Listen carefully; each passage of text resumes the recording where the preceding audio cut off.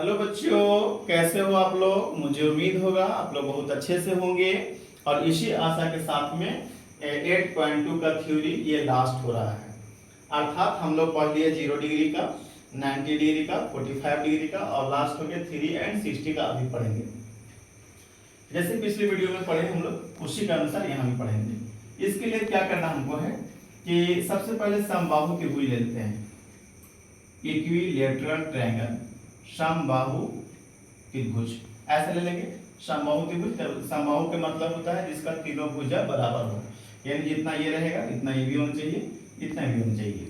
हम क्या दे देंगे इसका नाम, ए बी और सी। ये हो गया समबाहु। अगर इसका साइड ए है, इसका भी साइड ए होना चाहिए यहाँ से यहाँ तक, इनका भी साइड होना चाहिए यहाँ से यहाँ तक ए, और यहाँ भी साइड होना चाहिए यहाँ से यहाँ तक ए। इसका मतलब वो तीनों का साइड जो है वो सेम है, अर्थात इक्विलेटरल ट्रायंगल है। इसके बाद दूसरा स्टेप हम क्या करेंगे कि यहाँ से वो ए से एक समद्विभाजक लाइन ड्रॉ करेंगे। समद्विभाजक क्यों बोल रहे हैं, क्योंकि सम मतलब होता है बराबर, और द्वि मतलब होता है दो, और भाजक मतलब बांटना, यानी बीसी को दो बराबर भागों में बांट रहे हैं। ध्यान सुनिएगा, समद्विभाजक मतलब इसको बीसी को दो बराबर भागों में बांट रहे हैं। तो यहाँ पे लिख देंगे हम लोग डी। अब यहाँ पे जब समद्विभाजक होगा और जब लंब डाल रहे हैं तो लंब हमेशा 90 डिग्री पे ऐसे बना होता है, ऐसे बना होता है, ठीक है। तो जब यहाँ से हम ड्रॉ कर रहे थे और हमको ये पता है कि समबाहु त्रिभुज के प्रत्येक भुजा बराबर होती है और प्रत्येक कोण भी बराबर होता है। जैसे प्रत्येक भुजा ए का है तो कोण होता है 60 डिग्री का प्रत्येक। ये भी हो गया 60 डिग्री का, और ये भी हो गया 60 डिग्री का, और ये दोनों मिला ये भी हो गया आपको 60 डिग्री का, ठीक है। जब ये भुजा को बराबर भागों में बांट दिया तो यहाँ पर हो गया BD और BC इक्वल हो जाएगा। BD और DC ये आपस में क्या होगा, इक्वल होगा। क्यों, क्योंकि BC को दो बराबर भागों में बांटा है। तो ये जो पार्ट्स हो गया, टोटल नंबर था कितना A, ये कितना हो जाएगा A/2, ये कितना होगा, ये भी होगा A/2। अब यहाँ जैसे विभाजन जब हुआ बीसी का तो दो भाग में बढ़ गया, तो जैसे ये साइड भी दो भाग में बढ़ा, A/2 कर दिया, तो यहाँ एंगल भी बढ़ जाता है। यहाँ पे एक एंगल हो जाता है 30 और यहाँ पे एक एंगल हो जाएगा फिर ये 30, ऐसा। यानी ये वास्तव में देखा जाए तो कैसा दिख रहा है, क्योंकि हम बोले थे कि त्रिकोणमिति में हमेशा आपको राइट एंगल ट्रायंगल का उपयोग करते हैं। तो यहाँ पर भी राइट एंगल ट्रायंगल बन गया, देखिए ध्यान से, यहाँ से ऐसे बना हुआ है, ऐसे किसी एक पात्र में ले रहे हैं, हम इसको लेके चल रहे हैं।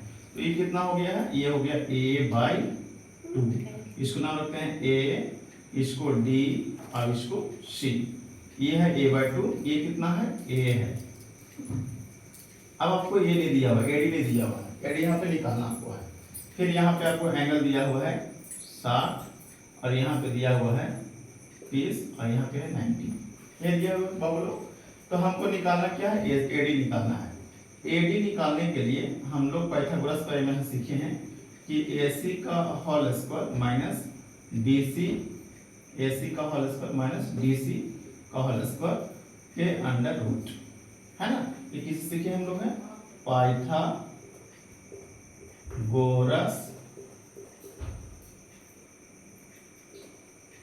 प्रमेय से। कहाँ सीखे हैं, पाइथागोरस प्रमेय से। हम देखेंगे कि AC कितना दिया हुआ है, AC हमारा है A, तो इसका स्क्वायर कर देंगे, माइनस BC कितना है, DC A/2 है, इसका भी हम स्क्वायर कर देंगे, क्या अंडर कर देंगे, है ना। A का स्क्वायर कितना होगा A, और A/2 है तो A का तो ऊपर में हो जाएगा A² और 2 का स्क्वायर कितना होगा 4। यहाँ पे नीचे लिखेंगे 1 और यहाँ पे ऐसे सब्ट्रैक्ट करेंगे, अंडर रूट कर देंगे। हम लोग क्या करेंगे, 1 और 4 का एलसीएम लेंगे, ये कितना होगा 4। तो एक का टेबल में 4 आता है 4 टाइम्स में, तो 4 से मल्टीप्लाई कर देंगे, 4A² माइनस 4 का टेबल में 4 आता है 1 टाइम्स में, तो यहाँ पर 1 से मल्टीप्लाई करेंगे, 1A²। अब ये सब ट्राई करिए, 4A² में से एक A² घट जाएगा, कितना बचेगा बच्चों, 3A²/4। अब ये अंडर रूट में होगा, हमको पता है कि रूट में वही निकलता है जो पेयर में होता है। A² तो है वो तो निकल जाएगा A में, और ये 4 है वो भी निकल जाएगा 2 में, बस कौन गया √3, यानी आपका हो गया √3a/2। कौन सा, इसका AD का वैल्यू है। इसका वैल्यू कितना आ गया बाबू लोग, इसका वैल्यू आ गया √3/2a, ये AD का वैल्यू हो गया। अब हम लोग निकालेंगे साइन। जैसे अब देखना है हम लोग को 30 के निकालना चाहते हैं, तो आप यहाँ से देखिएगा, तो साइन 30 जब लिखेंगे तो ये सामने वाला हो जाएगा लंब, यानी ये हो जाएगा आपको लंब, अब ये हो जाएगा आधार। अब ये तो कर्ण हमेशा वही रहता है, तो साइन 30 का जब मान लिखेंगे तो होता है P/H। तो साइन 30 का मान रखें तो कितना होगा P/H, यानी P कितना है, यहाँ से देख रहे हैं तो P तो हमारा क्या है a/2 है, और H कितना है a। तो हम लोग क्या करेंगे ना कि ये 3 तला मकान हो गया, तो ये 2 नीचे आता है a/2, और जो नीचे है वो a से नीचे ही रहेगा।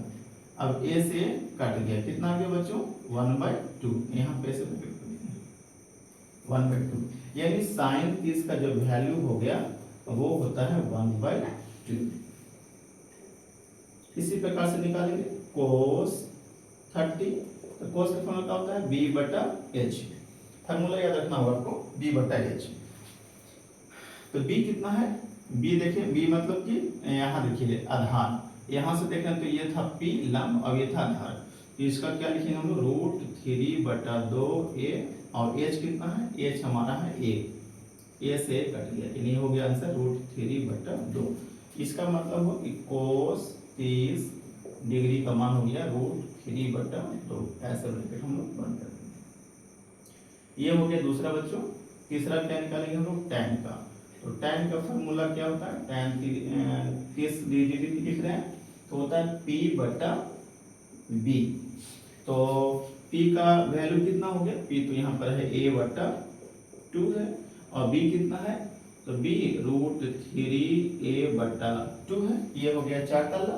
4 तल्ला को कैसे हम लोग रख के लिखते हैं, सिखाया गया था कि ऊपर वाला पार्ट्स को ऊपर लिख लेते हैं a/2, और ये नीचे वाला पार्ट्स है ना उसको ऐसे घुमाते हैं, ऐसे, इसमें मेरा उंगली नीचे है, ये अंगूठा नीचे और ये उंगली ऊपर, तो ये 2 चला जाएगा ऊपर और √3a आ जाएगा नीचे, a से a भला कट जाएगा, 2 से 2 भी कट जाएगा, ऊपर कुछ नहीं तो 1 बचेगा, यानी हो जाएगा 1/√3। यानी हम लोग tan 30 का मान देखेंगे बच्चों, ये तो हो जाएगा 1/√3। अब जैसे हम लोग तीनों सीख गए, हमको पता है कि त्रिकोणमितीय फलन छात्र होते हैं, तो हम लोग भी लिख लेंगे यहाँ पर साइन का उल्टा क्या होता है, तो होता है कोसेक 30 डिग्री। इसका मतलब क्या होगा कि इसको उलट देना केवल है, तो 2/1 कहिए या 2 का लीजिए। इसी प्रकार से cos का उल्टा क्या होता है सेक, तो सेक लिखेंगे सेक 30, और इसका वैल्यू क्या होता है उलट देना केवल है, तो 2/√3।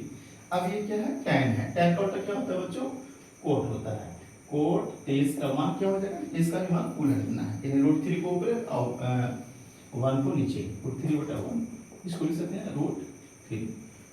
ये आपका हो गया 30 डिग्री का। इसी प्रकार से हम लोग इसमें पढ़ेंगे 60 डिग्री का।